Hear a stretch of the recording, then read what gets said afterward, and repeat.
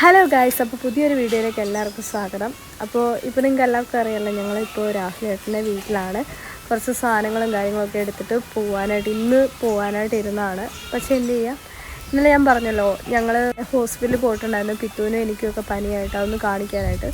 ഇപ്പോൾ ഇന്നലെ വൈകുന്നേരം ആയപ്പോഴത്തേക്കും രാഹുലേട്ടനും അതിൻ്റെ ഒരു ചെറിയ ലക്ഷണങ്ങളൊക്കെ കാണിച്ചു തുടങ്ങി. ഈ പുള്ളിക്ക് ഒട്ടും വയ്യാതിരിക്കുകയാണ്. അപ്പോൾ ഇന്നത്തെ പോക്ക് നമ്മൾ ക്യാൻസൽ ചെയ്തിട്ട് പനി മാറുന്നതിനനുസരിച്ച് നാളത്തേക്ക് നമ്മൾ പോകാനായിട്ടിരിക്കുകയാണ്. അപ്പോൾ എന്തായാലും നമുക്ക് രാഹുലേട്ടൻ ഇപ്പോൾ അവിടെ ബെഡ് റെസ്റ്റ് എടുത്തുകൊണ്ടിരിക്കുകയാണ്. നമുക്ക് നേരെ രാഹുലേട്ടൻ്റെ അടുത്തേക്ക് പോകാം. അപ്പോൾ പനി പിടിച്ചേക്കുന്ന ആളിനെ ഞാനൊന്ന് കാണിച്ചു തരാം. പിത്തു ഇവിടെ തന്നെ ഉണ്ട് കേട്ടോ. രാഹുലേട്ടാ, എന്താണ് പനി പിടിച്ച? ഞാൻ തളർന്നു. സൗണ്ട് ഒക്കെ എങ്ങനെയുണ്ട്? രാഹുൽ എന്ന വൻമരൻ വീണിരിക്കുന്നു. അടുത്തത് ആര്? നീ പുതിയ ആളെ കെട്ടണ്ടേ? അപ്പൊ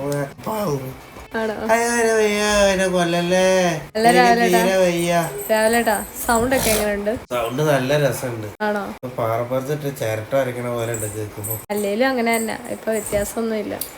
എടി, എന്ത് ദ്രോഹം ചെയ്തിട്ടാണ് നിങ്ങൾ രണ്ടെണ്ണം എനിക്ക് തന്നത്? ഞാനൊരു ഇതിലിങ്ങനെ നിൽക്കുന്നു. അറിയണം, കാരണം ഞാൻ അവിടെ കഷ്ടപ്പെട്ട് പനി പിടിച്ച് പണിയൊക്കെ എടുക്കുമ്പോ എന്നെ ഓരോന്ന് ദുഷ്ടത്തരം കാണിച്ചില്ല, അതിന് ദൈവം തന്നതാ. ഞാൻ ദുഷ്ടത്തരം കാണിച്ചു വെറുതെ ഞാൻ പറയും എന്താണ് പനി എടുത്ത് ഇരിക്കുമ്പോ നിന്നെ കൊണ്ട് ഞാൻ ദോശയും കാര്യങ്ങളൊക്കെ. അതെ അതെ അതെ അതാണ് ഞാൻ അതെ ചെയ്യുന്നത്. അതെ അതെ അതെ അത് നമുക്ക് കഴിക്കാനല്ലേ, ഭക്ഷണം കഴിക്കാനല്ലേ. നിനക്ക് ഉണ്ടാക്കാറുണ്ടല്ലോ. എനിക്ക് ദോശ ഉണ്ടാക്കാൻ അറിയില്ലല്ലോ. എനിക്ക് ഉപ്മാവ് അങ്ങനെയുള്ള സാധനങ്ങളല്ല. മാവ് ഒഴിച്ചിട്ട് ഇങ്ങനെ ചുട്ടെടുക്കാനുള്ള കഴിവൊന്നും എനിക്കില്ല. അതെന്താ നമുക്കതില്ലല്ലോ. അതെ, പിത്തൂട്ടന് അച്ഛന്റെ കൂടെ കൂടിയേക്കാണ്. രണ്ടിനും ഇപ്പൊ ഒരു കുഴപ്പമില്ല. ഞാനാണ് ഇപ്പൊ അവിടെ തളർന്നു നടക്കുന്നത്. ഞങ്ങൾ ഇന്ന് ശരിക്കും എറണാകുളത്ത് പോണം വിചാരിച്ചോ, നടന്നില്ല. നീ പറഞ്ഞോ? ഞാൻ പറഞ്ഞു ചിലപ്പോ ഇന്ന് പനി മാറുവാണെങ്കിൽ നാളെ രാവിലെ നമുക്ക് തിരിക്കാന്നിങ്ങനെ.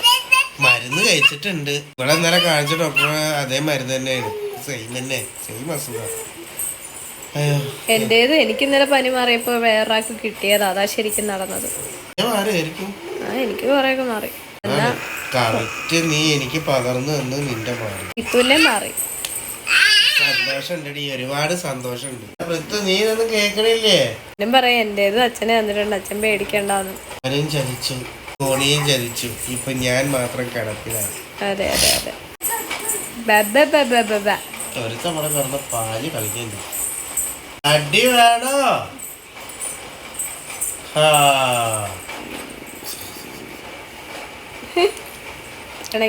ഞാനൊന്ന് ഒച്ചിട്ടാ മതി, അപ്പ പുത്തോട്ടിലെ പണക്കം വരും.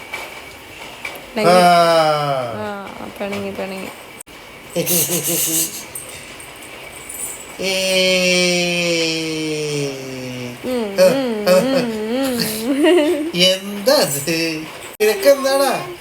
അപ്പൊ രാഹുലേട്ടൻ റെസ്റ്റ് എടുക്കട്ടെ. എന്നെ കുറച്ചേരം റെസ്റ്റ് എടുക്കാൻ വിടുവോ? എനിക്ക് റെസ്റ്റ് എടുക്കണം. എനിക്ക് ആ മരുന്ന് കഴിച്ചിട്ട് വയ്യ. ഞാൻ പോയി പണി ഓക്കെ ഗായ്സ്, ഞങ്ങൾ കുറച്ച് കഴിഞ്ഞിട്ട് വരാവേ. ഗായ്സ്, ഒരു 2 മണിക്കൂർ കിടന്നുറങ്ങി. എന്നാലും ചൂട് ഉണ്ട്, കാര്യമായിട്ടുണ്ട്. ഇന്ന് പോണം എന്നൊക്കെ വിചാരിച്ചാണ്. ആകെ പണി പാളി. ഒരാൾ വരുന്നുണ്ടല്ലോ കഞ്ഞിയായിട്ട്. ഇതെന്തത്? എന്തുപ്പേരി അത്? ചീര ഉപ്പേരി അല്ലേ? ചീര ഉപ്പേരി. Okay, good. കൈക്ക് ചൂടോടെ കഴിക്കണം, പനി പെട്ടെന്ന്.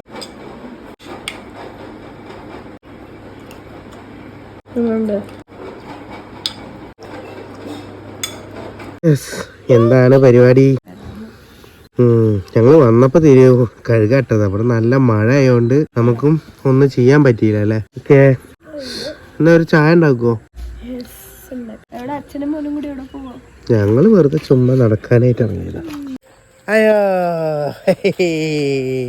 ഗായ്സ്, പനിയൊക്കെ കുറച്ച് മാറിയിട്ടുണ്ട്. ജലദോഷവും അങ്ങനെ കുറച്ച് കാര്യങ്ങളൊക്കെ തലയിലുള്ളതുകൊണ്ട് നടക്കണില്ല. അപ്പൊ ഞങ്ങളിങ്ങനെ കുറച്ചു നേരം ഇവിടെ ഇങ്ങനെ ഒന്ന് പുറത്തേക്ക് ഇറങ്ങാറില്ല. എത്ര നേരം അങ്ങനെ മൂടി പോയിച്ച് ഇങ്ങനെ കിടക്കുക, ഭ്രാന്ത് പിടിക്കുന്നുണ്ട്. ഈ പനി പിടിച്ചിട്ട് ഇങ്ങനെ കിടന്നുറങ്ങാന് പറഞ്ഞു കഴിഞ്ഞാൽ ആർക്കൊക്കെ ഇഷ്ടമാണോ എന്ന് എനിക്കറിയില്ല. പക്ഷെ എനിക്ക് ഒരുപാട് നേരം കിടന്നുറങ്ങി കഴിഞ്ഞാൽ എനിക്ക് നല്ല ഭ്രാന്ത് വരും. എന്തെങ്കിലുമൊക്കെ അപ്പൊ അങ്ങനെ എന്തെങ്കിലും ചെയ്യാം. അതാണ് നമ്മുടെ ഒരു ലൈന്. അയ്യോ അയ്യോ അയ്യോ, തോട്ടിലൊക്കെ വെള്ളമൊക്കെ കുറഞ്ഞു കേട്ടോ. വെള്ളം കുറഞ്ഞിരിക്കാണ്. പിത്തു പിത്തു അങ്ങനെ മൈൻഡില്ല കേട്ടോ, തീരെ മൈൻഡില്ല അവന്. എന്താടാ എന്താടാ എടാ, നിന്റെ തന്തയ്ക്ക് പനി പിടിച്ചിരിക്കുക, എനിക്കും എല്ലാം അറിയോ? ഓ, ഞാനും പനി പിടിച്ച് കിടന്ന തന്തേന്ന്. ഇവന്റെ വികൃതി ഉണ്ടല്ലോ, ചില്ലറ വികൃതി ഒന്നല്ല. ആര്? അപ്പൊ ഞാനോ? എന്റെ തല, എന്റെ തലമുടി വളർത്തിയേക്കുന്ന കാരണോ?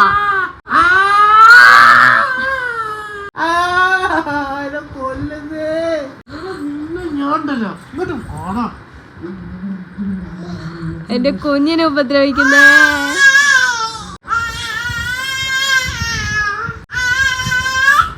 പിന്നെ ഞാൻ വിടില്ലടാ, എന്നോട് കളിച്ചാണ്ടല്ലോ ഇടിച്ച് സൂപ്പാക്കും. കാരണം പറയാ താനേം കുത്തി മറിയും. ഇതെന്ത് പരിപാടി? അതാ കയ്യൊക്കെ ഇപ്പുറത്തോടെ ഇട്ടിട്ട് കാണിക്കണേ. ചന്തിയാട്ടിയെ ിന്റെ പുതിയ പുതിയ മുറകളൊക്കെ നിങ്ങൾ കാണാനിരിക്കുന്നേ ഉള്ളൂ.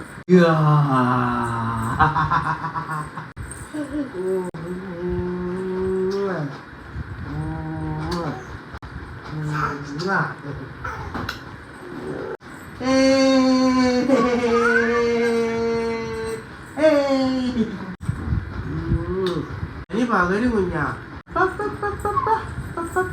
അയ്യോ, എന്താ മോനെ, പനി എങ്ങനെയുണ്ട്? അപ്പ മരുന്ന് കഴിക്കാത്ത എന്താ? ഞാൻ പറഞ്ഞല്ലോ ഉച്ചയ്ക്കും കഴിയാ, ചോറ് കഴിച്ചു.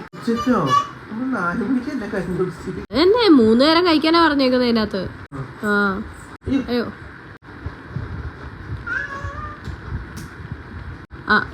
ഇവിടെ സോണിക്കൊരാഗ്രഹം. എന്താ? ചന്തി മാറ്റടാ. എന്താണ്? എന്ത്? ആര് വാങ്ങി തരണം? ഞാനാ? നീ പിച്ചക്കാരി, ഞാൻ പണക്കാരൻ അല്ലേ? എന്റെ ദൈവമേ, എന്റെ അവസ്ഥ എന്താന്ന് എനിക്കല്ലേ അറിയുള്ളൂ.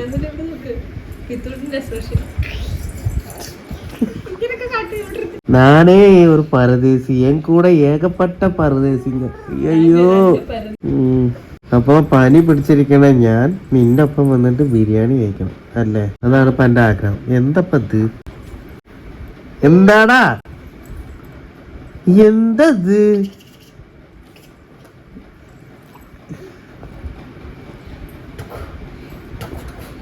അപ്പൊ ഗൈസ്, ബിരിയാണി കഴിച്ചിട്ട് വരാം. ഇനിയിപ്പോ അവളുടെ ആഗ്രഹമല്ലേ. എന്തത്? രാഹുലേട്ടനപ്പോ കാർ എടുക്കാണ് കേട്ടോ. കാറിന്റെ ഉള്ളിലോട്ട് നിങ്ങൾ അധികം നോക്കണ്ട, കൂടുതലും നമ്മൾ സാധനങ്ങളൊക്കെ ഏകദേശം പാക്ക് ചെയ്ത് വെച്ചു. അത് കാരണം കാറിന്റെ ഉള്ളിൽ മുഴുവൻ സാധനങ്ങളാണ് കേട്ടോ.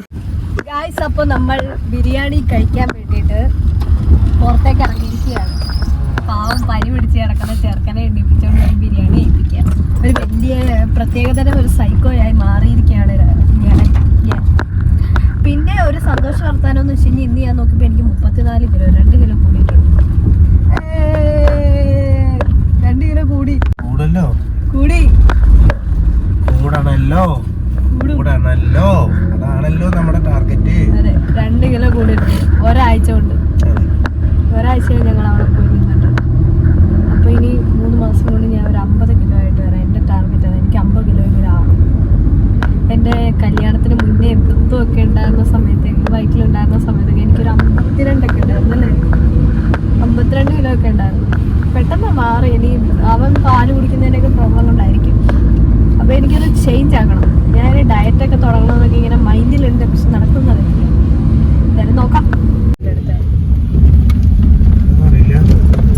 ആണെന്നല്ലേ അന്ന് പറഞ്ഞേ?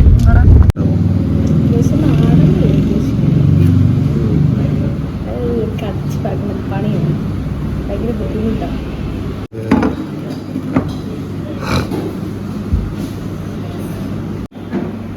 എന്താണ് ലഘു മാറിയത്? ചുമ്മാ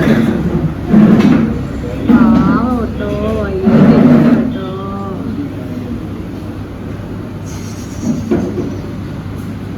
ഈ ഗതി ആർക്കും വരുത്തല്ലേ.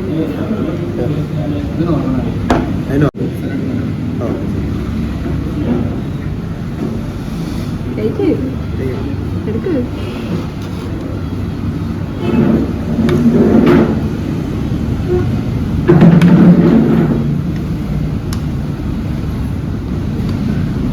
അതിലൊന്നും ഇല്ലല്ലോ.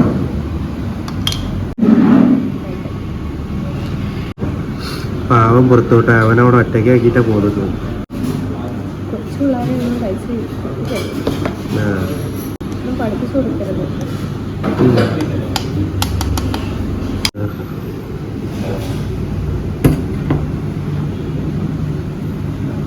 ലോകത്ത് ഒരു ഭർത്താവിന് ഈ ഗതി വരരുത്. പനി പിടിച്ചിരിക്കണ ആളെ കൊണ്ടുപോയിട്ട് ബിരിയാണി കഴിപ്പിച്ച ഏക ഭാഗ്യം. സാധാരണ പനി മാറാൻ വേണ്ടിയിട്ടാണ് ഓരോരുത്തർ നോക്കുക. ഇത് പനി കൂട്ടാനാ. ആര്?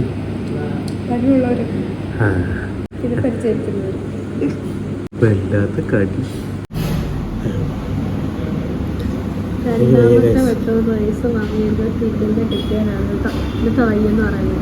എനിക്ക് വയ്യ, സത്യമായിട്ട് വയ്യ. എന്തോ ഒരു കളത്തരമുണ്ട്.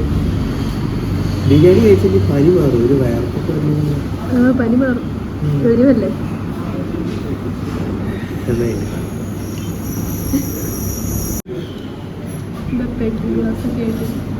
അതല്ല, സുലൈമാനിയാ.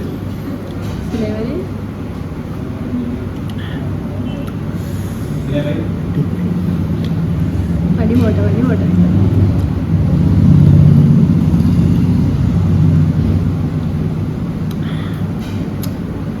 അങ്ങനെ ഗായ്സ് നമ്മൾ ബിരിയാണിയൊക്കെ കഴിച്ചു.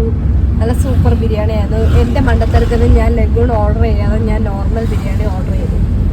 പക്ഷേ ലഘു വെച്ച രാഹുലേട്ടൻ്റെ അഭിപ്രായത്തിൽ ലഘുണാണ് സൂപ്പർ അല്ലേ?